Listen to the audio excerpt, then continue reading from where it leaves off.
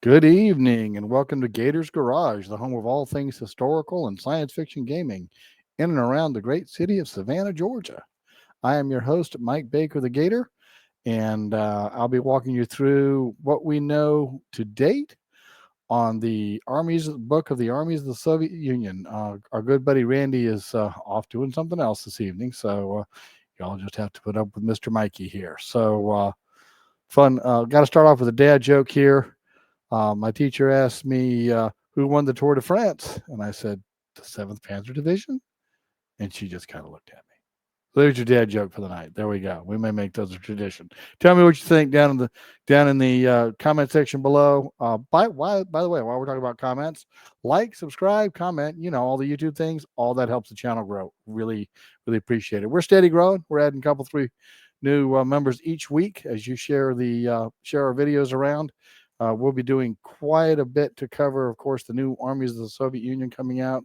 Got some ideas of stuff I want to share with you starting with this slideshow tonight. So stay tuned. You can also be looking to hear a little bit about Conflict 47. Just got some sprues in for those today, so I'll be putting those together and probably give the old Mike Baker treatment sometime next week as part of my weekly show. And there's going to be some other new games coming out, some new core stuff's on the way. And I'm going to circle back and talk about the blue army that I'm doing for Baron's War. Why blue? Because the Baron's War army box set comes with a red army and a blue army, at least as far as the rules are concerned. And well, I'm going to build a blue army. So there you go. All right. So let's get on to the title of our show, why you need the new armies of the Soviet Union book, because you just got to have it. There we go. Here it is, sponsored by Warlord game or Warlord Games, of course, Gator Games and Books, and of course, Warlord Games. Actually, a lot of the legwork for this was done by user Manir de Ishbir. I think I got that close to right. Over on the Bolt Action subreddit. If you're not a member over there, I can highly recommend it. It's very active, very helpful, folks. Just the whole Reddit experience really is pretty interesting. It's not maybe not always as family friendly as say some of the other social medias, but it's actually a lot more controlled. Won't turn this into a complete discussion of Reddit, but Reddit is literally just the subreddits that you subscribe to. It'll throw a few things at you here and there based on what you're doing, just like they all do. But by and large, you manage it. All that to be said, coming back, the Bolt Action subreddit, absolutely awesome. A lot of the old grognards are over there. A lot of good discussions, a lot of painting, talk about events. I hang out over there. You know, it can't be too bad. So there you go. And that's where I got this information. This fellow apparently took time to listen to the official Warlords podcast, which, I don't know. I haven't had time to see myself coming and going most days, but he made some good notes and passed on some good information. I've also rolled into here the latest intel from Warlord Games, and I think that's all going to be real useful for us. So here we go. Of course, the book comes if you order it from me or order it from Warlord. It's going to come with the Army of the Soviet Union and, of course, the female factory worker with the submachine gun and the banner. And to me, one of the most characterful figures to come down the pipe in a while. I think I'm going to get myself a copy of the book just to get the figure, and then, of course, I'll have to build a Soviet army to back her up. Oh no! So here we go. Unit options and equipment. Engineer platoons can take flamethrower teams, and officers can take body armor. Cost you 5 points. Makes those officers a lot harder to kill, though. The bolt action pictures that you're seeing here are from the Soviet starter army kit, which is a great way if you're like me and considering all this talk about the Soviet Union has got you considering doing an army to defend the Rodinia, the motherland. It's a good place to start. Got a good variety of stuff in it. Banners. Replace weapons with a banner and a pistol. And Randy will be happy to hear that because he loves to stick his officers with pistols. +1 morale. Maximum one per army. Not snipeable. So you can only get one. If you lose them, they're toast. Let's see here. Guard dogs. 2 points per man.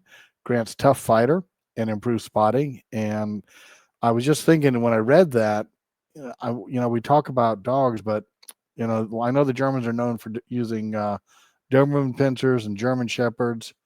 I don't know what the Marines used in the Pacific. Something similar, I'm sure. And the Russians have access to, they've got their own big dogs. And if you've ever seen a big guard dog, they're nothing to sneeze at. So it gives that squad a little bit more of a chance to bother you. And, instead of you being able to focus on the man, from a realism standpoint, got to deal with that dog too. Scouts. Now, this was real interesting. Randy and I were talking about this one today. The scouts have been tweaked. You can't build a whole team of 4-man scouts. I think there was one guy in version 2 or maybe 3 where he tried to build an army that was all the 4-man scout units, and the TO rightfully said, "No, that's we're going to tweak that a little bit, and we're going to ask that you can only bring one of your guys in as infiltrator, but scouts get lead the way, which is just like what the Rangers get." And again, historically, man, that makes it a lot of sense. I like it. Tough tank hunters, 2 to 4 men. Mid to late war, which is pretty cool. They have a Panzerfaust and they get the infiltrator rules. So I heard somebody talking about, if I lose my dog mines, what am I going to do for hunting tanks? Well, you've got 2 right here. So that's pretty good. And of course, that anti-tank rifle, we'll come back and talk about that some more too. Remember in version 3 that I believe both heavy machine guns and the anti-tank rifle can put pins on non-veteran tanks. So, are they dog mines? No, but ADR's got a range of 48. Yeah, I think I'd rather reach out and nail somebody. So there you go. Hey, look at those good-looking Russian troops. How about that? The Russians get the M13 super heavy mortar. I guess this is their 12-inch, 12 centimeter. HE 4 inches, 100 points, 5-man crew. Add a spotter for 10 points. Have no idea what the min-max ranges are on that, but oh my gosh, 4-inch, that's an 8-inch, it's a dinner plate, guys. So yeah, it'll catch, if he drops it right, he can catch several units. You're just seeing the spotting round drop is going to make your guys going to spread out. So yeah, it's a pretty good weapon system. AT rifles, there you go. The platoon can now take a second one, so that's 2. And I'll tell you, I have fallen in love with this weapon. I like it. It can reach out and bother armored vehicles. It definitely makes the recon vehicles and stuff think twice. Yeah, you may dodge my T-34, but that ATR may pick you off. So there you go. Also, they're great for turning individual infantrymen into pink mist and for getting people out of buildings. So, AT rifle, it's like Visa. It's everywhere you want to be, and it's good for what ails you. There you go. This too, now a +6 penetration at ranges up to 30 inches. And ouch. If it hits a light tank, unless it rolls a 1, yeah, you're done. Or if it hits an armored car, if it hits a light tank, you're probably done.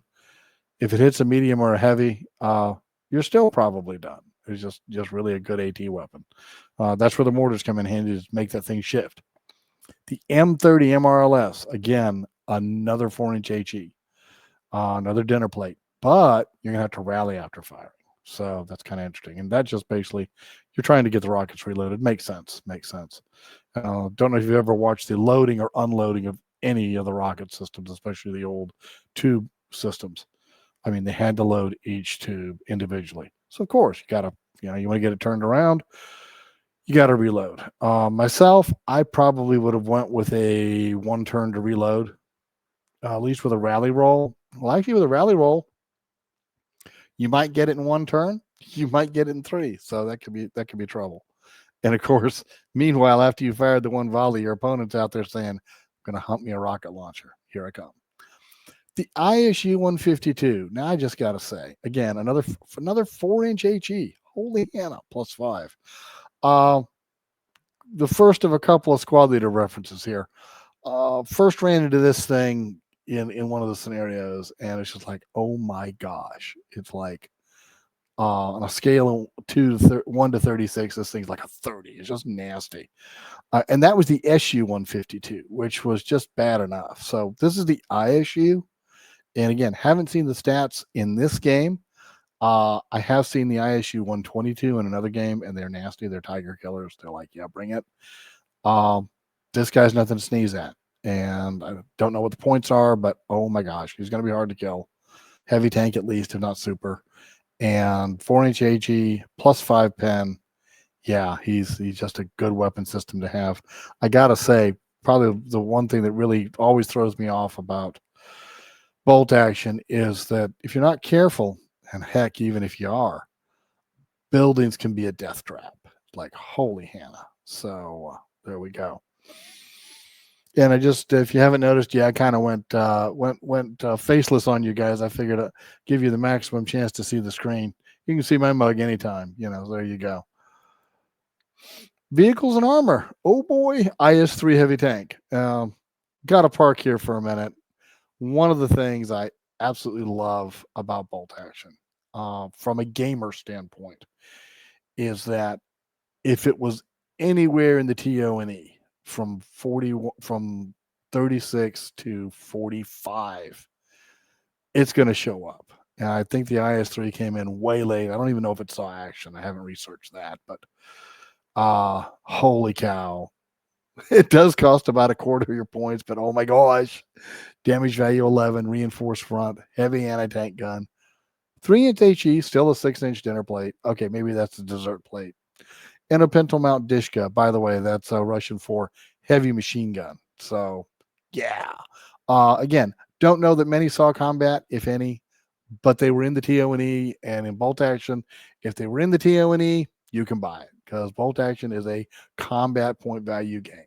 No rarity built in. So that's why all of us German players have Pumas, because even though it was one of the rarest German vehicles produced, it was one of the first plastic armored car kits. So we all have them. And hey, it's a damn fine wheeled light tank. So there you go. Picture there up there of the female Soviet snipers. Again, if you're building a Russian army, one of the characterful things you're going to be able to do is add a lot of women in, and I like it. I like it a lot. It's a fact. A lot of women fought as snipers. A lot of women fought as tank crews. Yeah, I think the HQ set comes with a woman radio operator, so it allows you to change up the look of your army a little bit, pay homage to those brave women that fought literally for their homes. And hey, something to show. We can show with this being mostly a men's hobby, something we can show the lady folk. Hey, check it out. Now, of course, that means we may pick up some female Soviet players, which would be just awesome. And then they'll come hunting us with these deadly female snipers.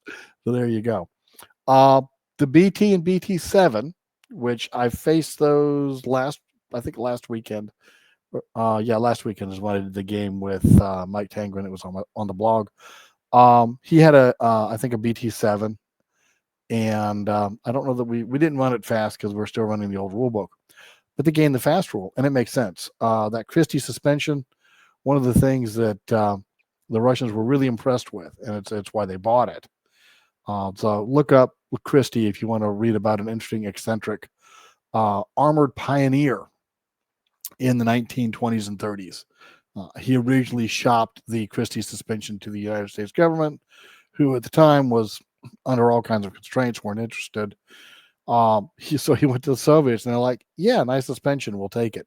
And so these were a lot of the tanks that were the mainline and certainly border tanks that the Soviets had deployed. T-34 was just coming online. So if you're playing early war, these are going to be, if you're sticking to theme, this is what you're going to have. So they're fast, and then they're good with tank riders. Oh my gosh. Pile some troops on, run down the road. Very cool. The Katyusha, because you wouldn't be a Russian force if you didn't have at least one of Stalin's organs. And I think we sell Warlord sells a set of 3. I'm taking pre-orders on singles.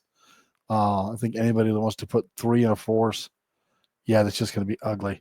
And the Tokarov quad Maxim, again, a quad machine gun. You can't go wrong with it. It's going to be good. Absolutely great against planes and brutal against infantry. The Su-76, been reading up a bit about that. Kind of an interesting vehicle. 35 points, you upgraded to a medium anti-tank gun. Not bad. One of those kind of unsung heroes. The T-34 gets a lot of spotlight. Was doing some reading today, and the Su-76 actually was a fairly common vehicle, especially operating alongside a lot of the infantry units in the urban assault role. So kind of cool.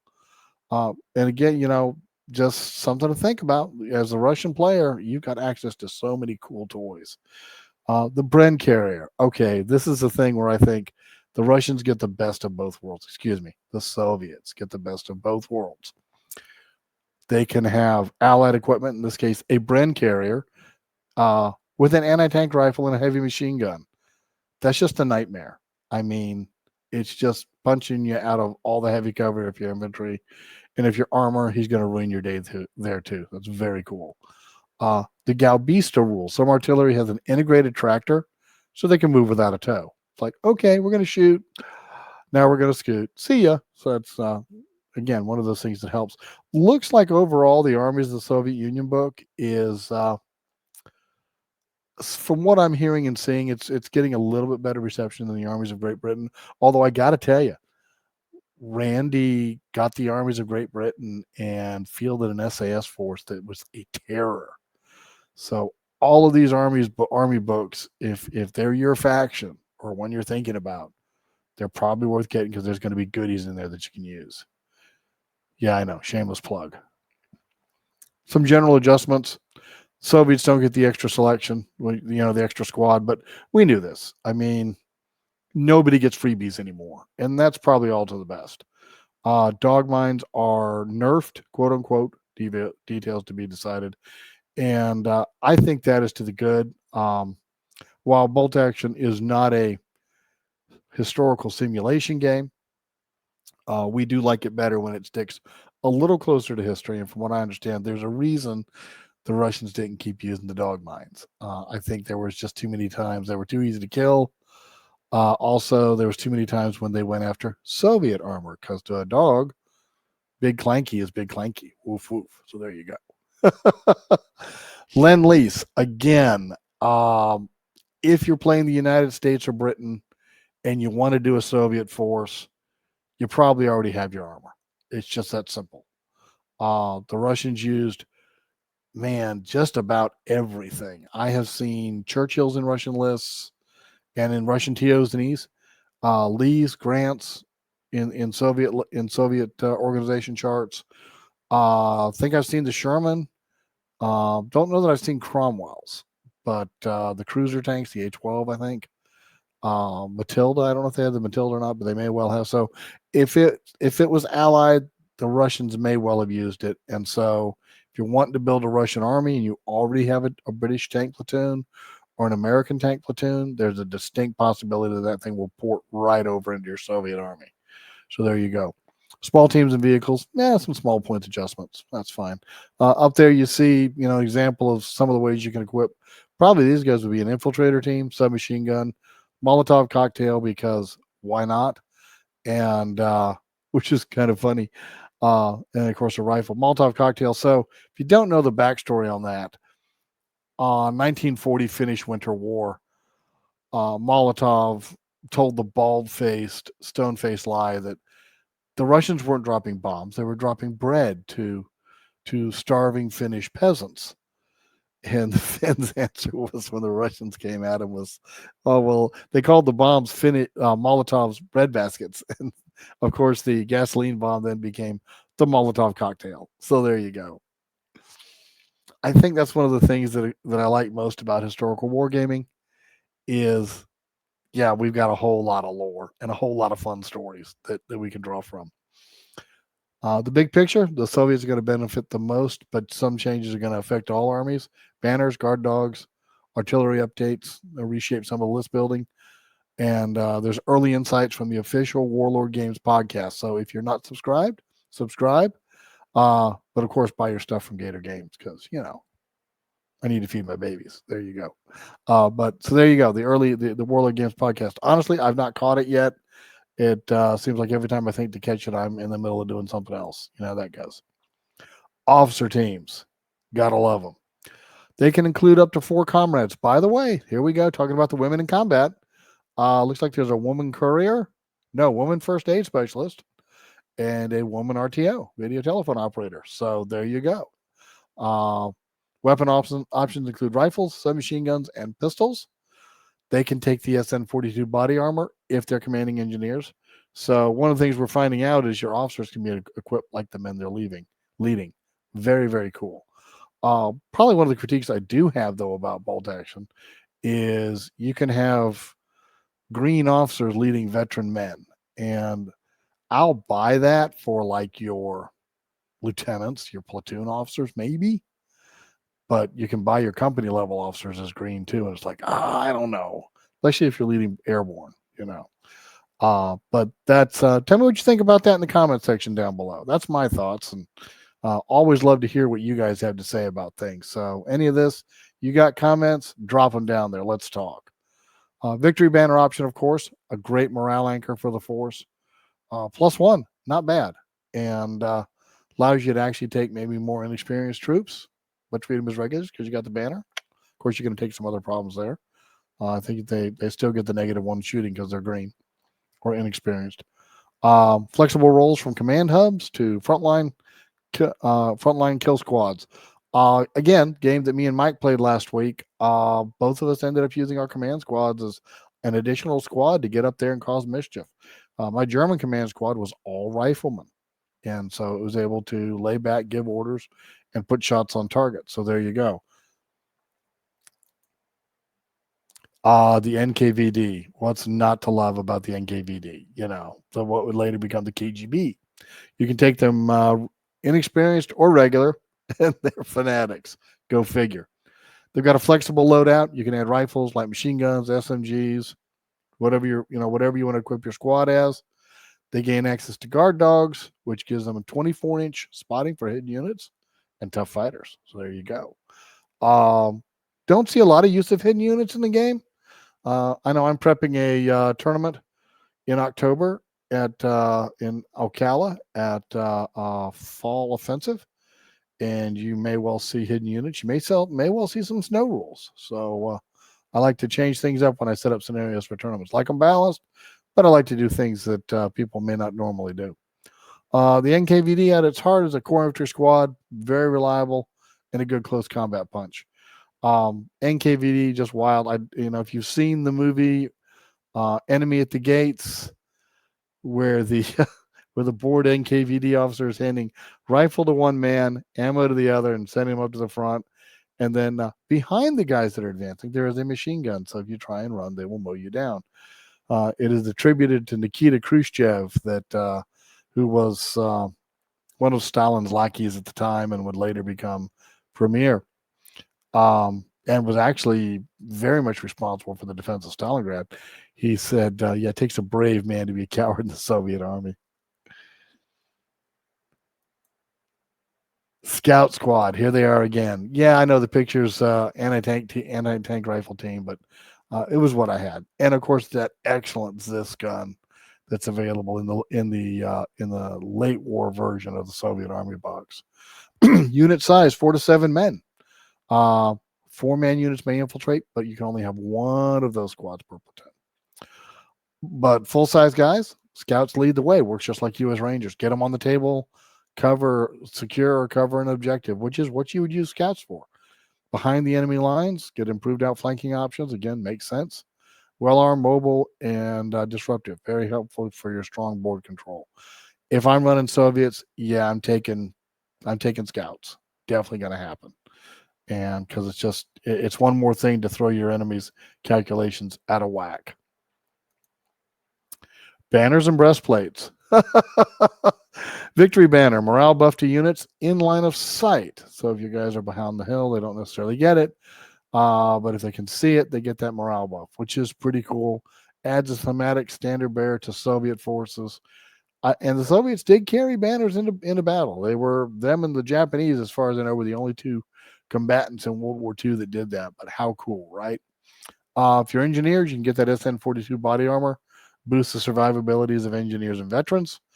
You're going to have to go after that flag, or it's just going to cause you no end of headaches. And if it's embedded in a squad and your opponent's smart, it's going to be hard to get to. And also synergizes with transports. So there you go. There again is the forget what the lady's name is, but there's the factory worker. Basically, she represents all the factory workers, especially of Stalingrad, the women that took up arms to defend their homes, their factories, their men, to repel the fascist invaders. And I think it's a great homage to a segment of the Soviet society that really went way above and beyond in defending their country. This deck was prepared by yours truly, Gator Games and Books. We sell funds. We sell fun. You want to add to your Soviet army? You want to pre-order the armies of the Soviet Union? Of course you do. You can find that at my web store here, GatorGamesWayX.com. And that is everything I have for you guys tonight. Be watching my website for shows. We're getting into fall. I'm going to be going to Huracan. I'm going to.